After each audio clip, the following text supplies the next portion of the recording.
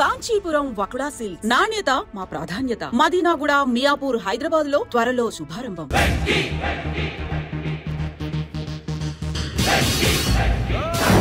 ఆడపిల్లలంటే ఎవరికైనా దెబ్బ తగిలితే అయ్యో అంటారు, మీకేమో ఎవరైనా కొడితే కామెడీ. కొట్టిన వాళ్ళు మీ దృష్టిలో హీరోలు. ఇప్పుడు నేను పచ్చడిగా కొడేస్తాను, నేను హీరోని అయిపోతానా? ఏంట్రా రెచ్చిపోతున్నావు? మాకు ఛాన్స్ ఇవ్వా? అసలు వచ్చిందే నీకోసం. మా వాడి బ్యాక్గ్రౌండ్ తెలియక ఆడమే చేసావు. ఇప్పుడు నీకు అప్పుడు అయిపోతున్నా రే. వాడి బ్యాక్గ్రౌండ్ సరే, అసలు నీ బ్యాక్గ్రౌండ్ ఏంట్రా? నాకు సెపరేట్ బ్యాక్గ్రౌండ్ అంటూ ఏం లేదురా. నేను ఎక్కడ నిలబెడితే అదే నా గ్రౌండ్. అంత పొడింగువా? తెల్దా?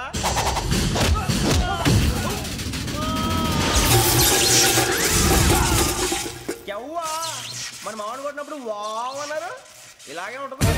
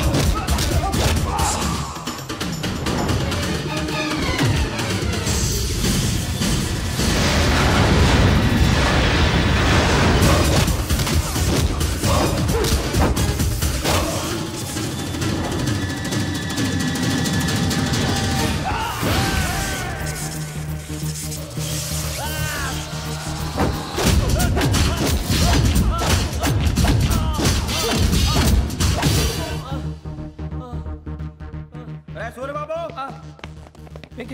ఇందాక నేను కొట్టినప్పుడు నీకే అనిపించిందిరా? కుమ్మేయాలనిపించింది. మరి కుమ్మే. అమ్మో కుమ్ము.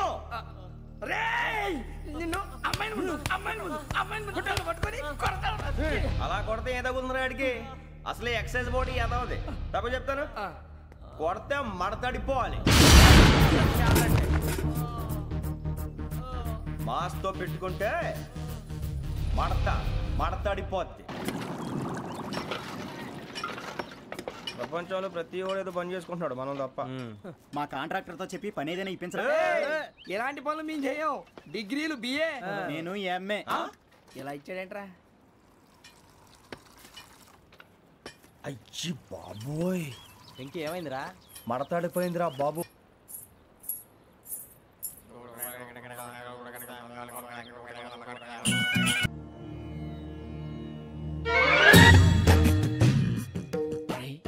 కళ్ళు మూసుకునే ఉన్నాడు, కొంపదీసి నిద్రపోతున్నాడేంటి?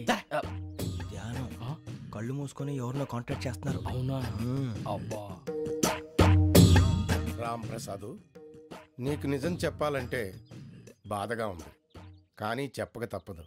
ఎందుకంటే అది నిజం కాబట్టి. Correct sir, correct. ఏంటి సార్ అది? నీకు 40 ఏళ్ళు వచ్చే వరకు కష్టాలు తప్పవు గురూజీ.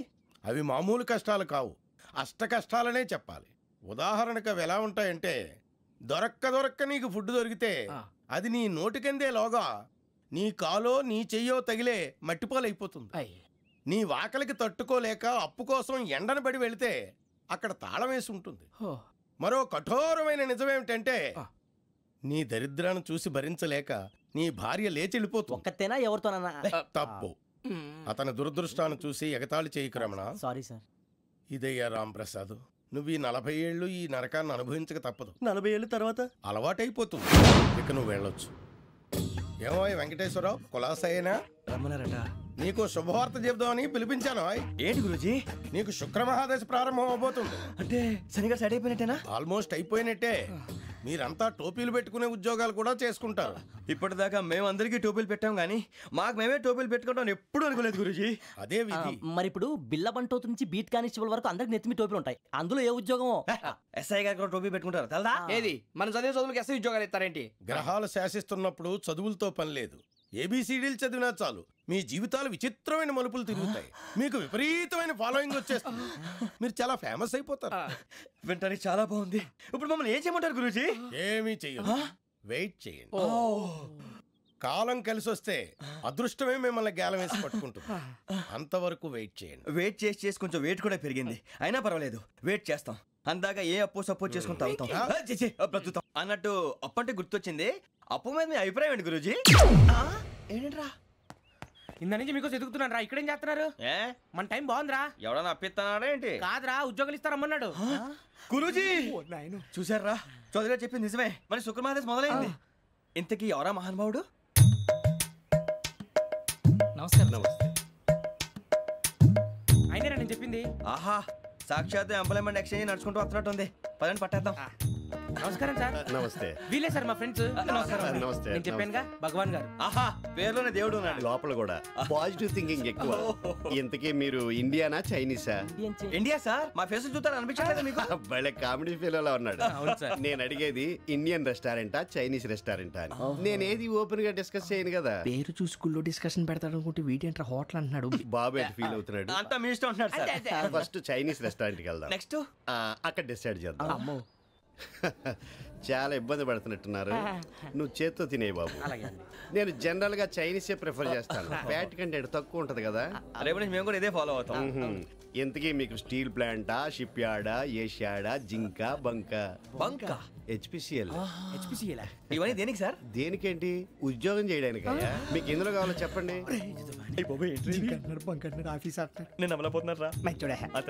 ఏంటయ్యా డిస్కషన్స్? మాకు నీ ఛాయిస్లు ఉంటాయి అనుకోలేదు. మీరు సడన్ గా జింకు బంకు అంటే సింక్ అవడానికి కొంచెం టైం పట్టింది. అదే అదే జేసీ గారు టోబీలు పెట్టుకుని ఉద్యోగం అన్నారుగా. వీటిలో టోబుల్ పెట్టుకునే జాబ్లు ఎక్కడ ఉన్నాయండి? అన్నిటిలోనే ఉంటాయి, వాటిలో కూడా ఉంటాయి. వాచ్మెన్ ఉద్యోగం కావాలా? ఇంతకీ మీరు అనే జాబ్ ఏంటి సార్? నేను చెప్పేది టోపులు పెట్టుకునే ఉద్యోగం కాదు, టైల్ కట్టుకునే ఉద్యోగం.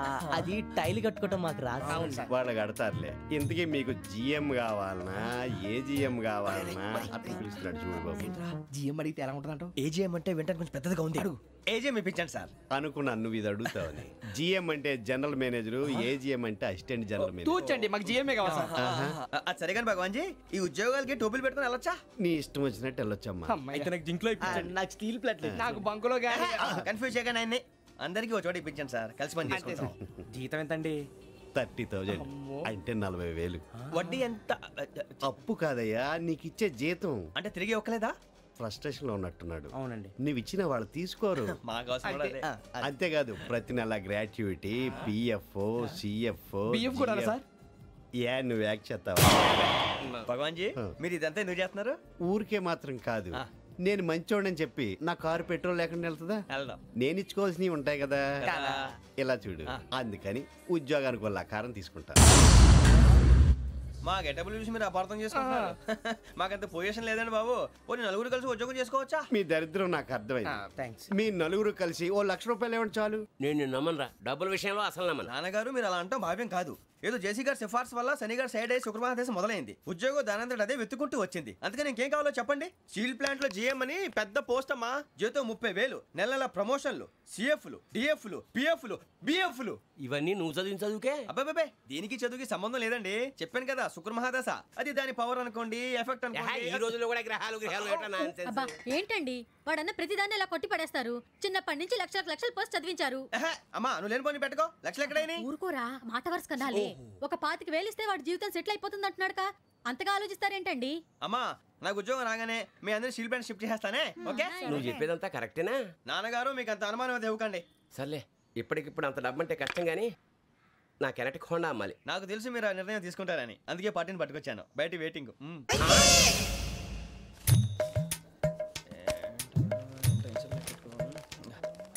ఇవ్వండి. భగవాన్ జీ, మీతో నాకు కుదరదండి. మీరు తేడా మనుషుల్లా ఉన్నారు. చూడటానికి అలా కనపడతాం కానీ తేడా మనుషులు కాదండి. ఇది ఎంతో లెక్క పెట్టండి. 5,000 తగ్గిందండి. ఆ విషయం నాకు ముందు చెప్పాలి కదా. ఇది తేడాతనం కదా. సర్దుబాటు కాక జరిగిన పొరపాటు. మా దరిద్రం మీకు తెలియదు కాదు. మీ ప్రాబ్లమ్స్ నాకు అనవసరం అండి. ఇప్పటికే మీ మూలంగా 3 లక్షల బొక్క తెలుసా. మీరు ఫేస్ అంత చిరాగ్గా పెట్టకండి.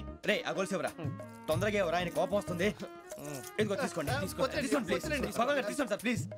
భగవాన్ గారు మీ కోపం తగ్గిందా? కోపం కాదు వెంకటేశ్వర గారు, ఎందుకో మోసాన్ని భరించలేను, అది నా బలహీనత. ఇవన్నీ వదిలేయండి, ఇంకోసారి పొరపాటు జరగదు. మేము ఎప్పుడు జాయిన్ అవ్వాలో చెప్పండి, కొత్త బట్టలు కొనుక్కోవాలి. మీరు ఆ పనిలో ఉండండి. పొద్దున్నే గుడికి వెళ్ళి 9:30 కల్లా, మొన్న వచ్చారే ఆ ఆఫీస్కి వచ్చేయండి, మీ అపాయింట్మెంట్ ఆర్డర్స్ రెడీగా ఉంటాయి. 8:30కి వచ్చేస్తాం. మీరు వచ్చిన వాళ్ళ తలుపులు తీరు. మీ కంగారు నేను అర్థం చేసుకోగలను. ఇంతకాలం పని లేక స్తంభించిపోయిన మీ జీవితాలు ఇక నుంచి వేగం పుంజుకుంటాయి. ఆయన ఉన్నారా? ఎవరు? భగవాన్ గారు. మీరెవరు? ఆయన క్లోజ్ ఫ్రెండ్స్. సరే లోపల రండి. పదా సార్ వీళ్ళు భగవాన్ క్లోజ్ ఫ్రెండ్స్ అంటారు. సరే నువ్వు వెళ్ళి నేను మాట్లాడతా. సార్ మీరంతా భగవాన్ స్నేహితులా? అవును, అలాంటి స్నేహితులు ఉన్నందుకు గర్వపడుతున్నాం. సరే ఏంటి సంగతి? ఏముంది, మా అపాయింట్మెంట్ ఆర్డర్ చేస్తే పట్టుకులు చేరిపోతాం. ఈ రోజు గురు పౌర్ణమి, మంచి రోజు. అపాయింట్మెంట్ ఆర్డర్ ఏంటి? మీకు అందాల్సిన నీకు అందనట్లేదు. ఏంటది? ఏంటంటావేంటి? ఒక్కోడు 25,000 ఇచ్చాం. భగవాన్ గారి హెల్పింగ్ నేచర్ కాబట్టి తక్కువ రేటుకి ఒప్పుకున్నాడు. ఇంతకీ ఇది ఏ ఆఫీసో మీకు తెలుసా? తెలుసుకోవాల్సిన అవసరం మాకు లేదు, కానీ చెప్పాల్సిన అవసరం మాకుంది. యాంటీ కరప్షన్ బ్యూరో అంటే అవినీతి నిరోధక శాఖ. లంచం తీసుకోవటమే కాదు, ఇవ్వటం కూడా నేరం. మీ భగవాన్ గారు ఒక 420. మా బాబుకి ఎన్ని తిట్లు వచ్చిన విషయం నిన్నే తెలిసింది నాకు. ఇంతవరకు మా బాబు నా ఒట్టుమే చేయలేదని మీ అందరితో గర్వంగా చెప్పుకునేవాడిని. First time man handing record దొబ్బింది. తక్కువ నా గోల్ చెలుగు లాగేస్తున్నాడు. అరే కోపడకండి రా, వాడు ఇక్కడే దొరుకుతాడని మా ఫ్రెండ్ చెప్పాడు. తొక్క దొరుకుతాడు. జింక్ లో కావాలనా, బంక్ లో కావాలనా, స్టీల్ ప్లాంట్ లో కావాలనా, షిప్ యార్డ్ లో కావాలనా? అంటే ఎక్కడ పడితే అక్కడ ఇప్పిస్తారా సార్? ఎక్కడ పడితే అక్కడ, ఎలా కావాలంటే అలా చేసుకుందాం, ఇబ్బంది ఏమీ లేదు. ఆపరేషన్ లో కావాలనా? అవి గేమ్స్ కదా సార్. ఆ స్పోర్ట్స్ కోటా లేవయ్యా. ఏమైంది సార్? ఉద్యోగాలు ఇప్పించమని ఎంట పడుతున్నారు. నువ్వు టచ్ లో ఫోన్ చేయ.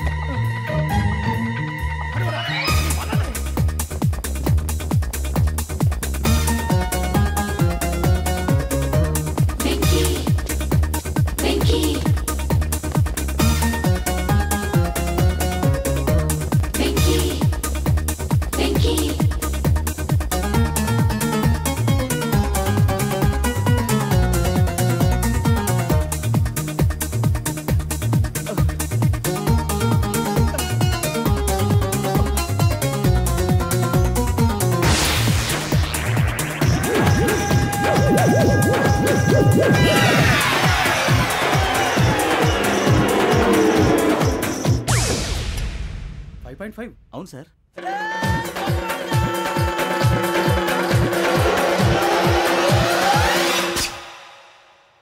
గ్రేట్.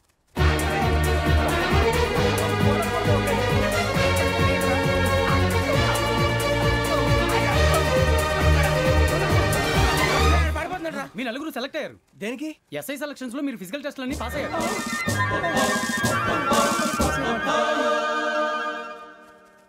కానీ మేము అప్లై చేయలేదు సార్. అప్లై చేయలేదా? చేయి వదలకండి సార్, కాలు పట్టుకోవాల్సి వస్తుంది. రాగరాకు వచ్చిన అవకాశం. సరే మీరంతా డిగ్రీలు పాస్ అయ్యారా? ఎప్పుడో. ఓకే, ఇప్పుడు అప్లై చేయండి. Thank you sir. నేను మేనేజ్ చేస్తాను. Thank you sir. మీరు రిటర్న్ టెస్ట్ ప్రిపేర్ అవ్వండి. అలాగే సార్. All the best. రేయ్, ఈ పరీక్షల్లో సమాధానాలని ఏబిసిడ్యూల్లోనే ఉంటాయి. ప్రతి ప్రశ్నకి 4 ఏదో ఒకటి కరెక్ట్ ఆన్సర్. ఏది కరెక్టో మనకు తెలియదు కదరా. నీకు ఏబిసిడ్యూల్ తెలుసు కదా? తెలుసు. అయితే కళ్ళు మూసుకుని 4 ఏదో ఒకటి రాసుకుంటూ పోతాం. మన అదృష్టం బాగుండి అవి కరెక్ట్ అయితే పాస్ అయిపోతాం. ఎస్ఎల్ కూడా అయిపోతాం. వారిని ఏబిసిడీలు వస్తే అసైల్ అయిపోతాం అని తెలిస్తే నాన్న కష్టాలు పడి డిగ్రీలు చేసేవాళ్ళం కాదు కదరా. రెడీ, స్టార్ట్ చేద్దాం. నీ ఇష్టదేమో ఆంజనేయ స్వామి. వేసుకో. నీ ఇష్ట పొలిటీషియన్ వాజ్పేయి. ఏబిసిడీలో రావాలి, నేషనల్ లెవెల్లో కాదు, స్టేట్ లెవెల్లో 7. స్టేట్ అయితే చంద్రబాబు నాయుడు. సిఎస్కో. నీకు ఇష్టం క్రికెటర్ ఎవర్రా? Mister dependable. ఆడేవడరా? ఓ నీ క్రికెట్ లో విజ్ఞాన ప్రదర్శనలో ద్రావిడు. డిఎస్కో. వేసావా? నీకు ఇష్టమైన నటుడు? బాలకృష్ణ. సమర్ సుమారెడ్డిలో డీటెయిల్స్ వద్దు, బిఎస్కో. అయిపోయిందిరా, అందరూ దీన్నే ఫాలో అవ్వాలి. రాత్రికి ఏబిసిడీలు బాగా బట్టి పట్టండి. అందరూ ఏవే ఆన్సర్లు రాయాలి. మునిగితే అందరూ కలిసి మునుగుదాం. అయినా గురువారం పాటు గురుమేట్ల మీద కూర్చొని రాసింది ఖచ్చితంగా జరుగుతుందని జేసీ గారు చెప్పారు. మన ప్రయత్నం మనం చేద్దాం, మిగిలింది నేను ఎక్కడికి వదిలేద్దాం. ఆయన కూడా ఏదో పని ఉండాలి కదా.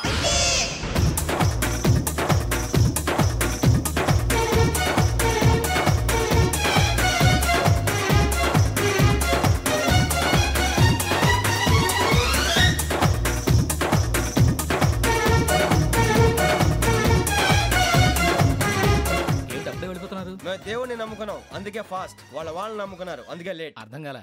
మా కాన్సెప్ట్ నీకు అర్థమైతే గుండా సత్తావు. వస్తా.